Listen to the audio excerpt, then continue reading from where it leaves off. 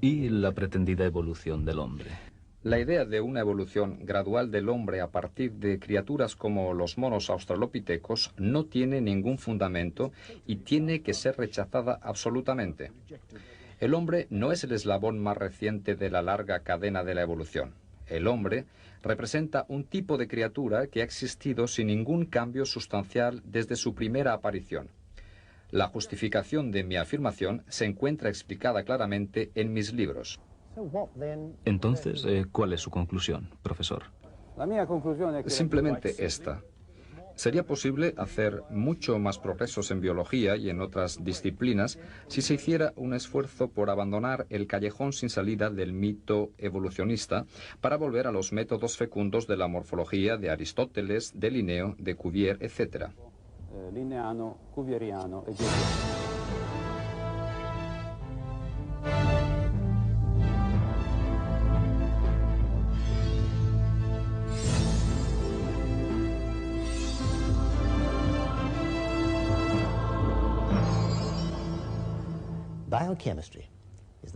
La bioquímica estudia la esencia misma de la vida y su estructura.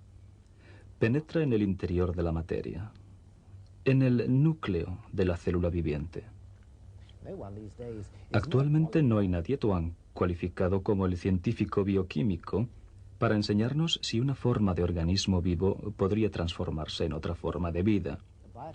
He aquí al profesor Sermonti, especialista de fama internacional en genética, biología molecular y bioquímica.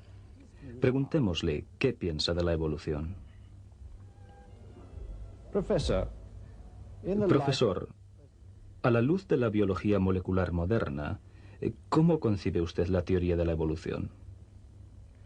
Los nuevos descubrimientos en biología molecular han modificado notablemente nuestras ideas referentes a varias cuestiones, principalmente a la teoría de la evolución. ¿Podría precisar de qué forma?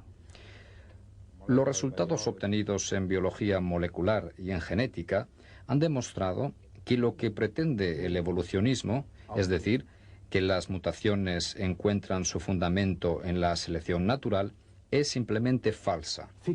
Lo único que hace la selección natural es eliminar las novedades derivadas de las mutaciones. La selección natural produce un efecto estabilizador en la vida.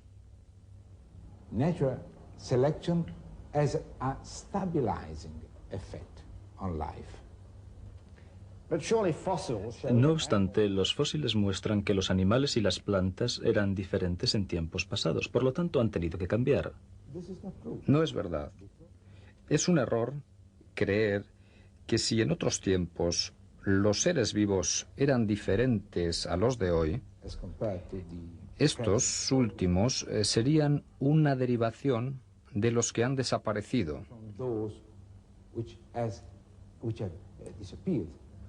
Los seres antiguos no han dado origen desapareciendo a seres nuevos.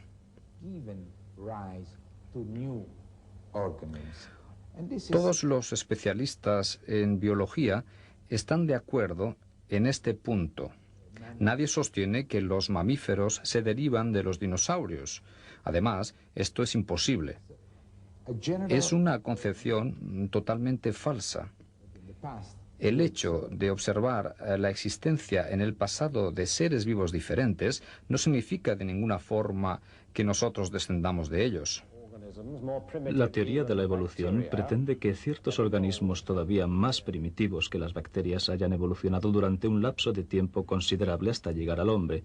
¿Qué piensa usted de esta teoría, profesor? Es una teoría ridícula e imposible. No hay nada que pueda permitir a un organismo transformarse en hombre. Pero más importante todavía es que lo que aparece como un organismo simple es, de hecho, una realidad biológica muy compleja. Incluso las bacterias poseen una estructura genética y bioquímica tan compleja que no pueden proceder de formas simples.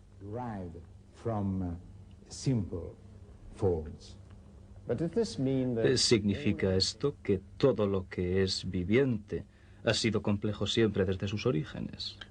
Exactamente. Es lo que nos enseña precisamente la biología molecular y la genética. La complejidad existe desde los orígenes. Por ejemplo, el estudio que hemos empezado del núcleo de la célula muestra que el sistema responsable de la producción de las enzimas, sin las que la síntesis de proteínas no puede producirse, es idéntico desde la bacteria hasta el hombre.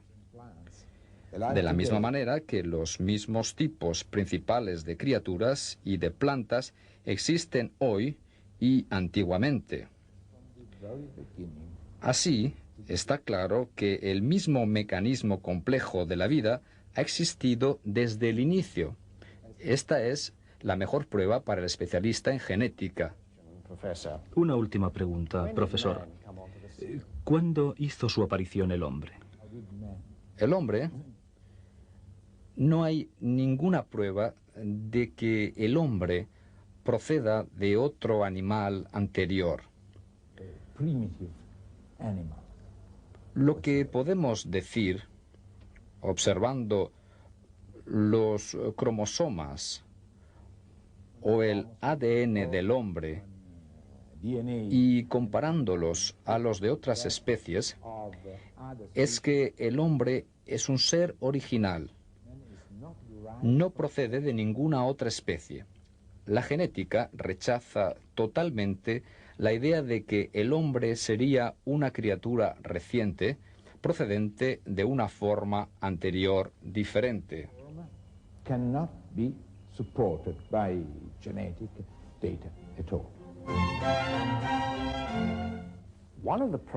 Uno de los problemas con los que se encuentran los geólogos es el árbol fósil del que existen algunos ejemplares en Australia, en América y en otros lugares diferentes.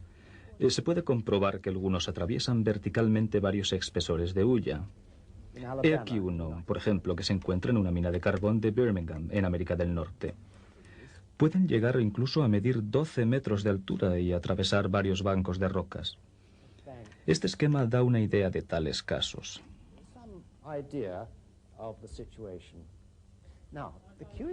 Lo verdaderamente curioso es que dicen que uno solo de estos bancos habría podido tardar millones de años en formarse. Si fuera cierta esta afirmación, habrían pasado millones de años antes de que el árbol estuviera enterrado. Pero esto no es posible, ya que el árbol se habría podrido y se habría descompuesto mucho antes de estar enterrado completamente. ¿Cómo explicar estos fósiles? Un especialista se ha decidido a investigar todo lo referente a este caso, y el episodio que vamos a ver nos dará una idea de las implicaciones sorprendentes de sus conclusiones. Para poder seguir la explicación, hay que entender la diferencia entre una capa y un banco. Aquí estamos viendo bancos de color anaranjado, amarillo y azul. En cada banco se pueden ver varios estratos.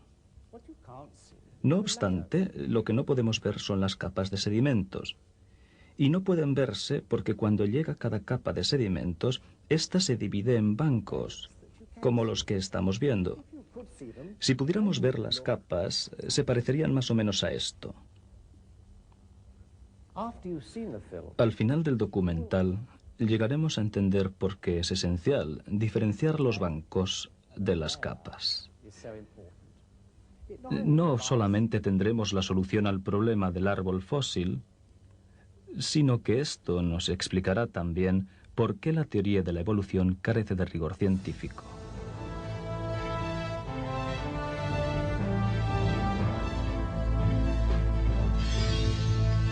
Las rocas, un verdadero drama.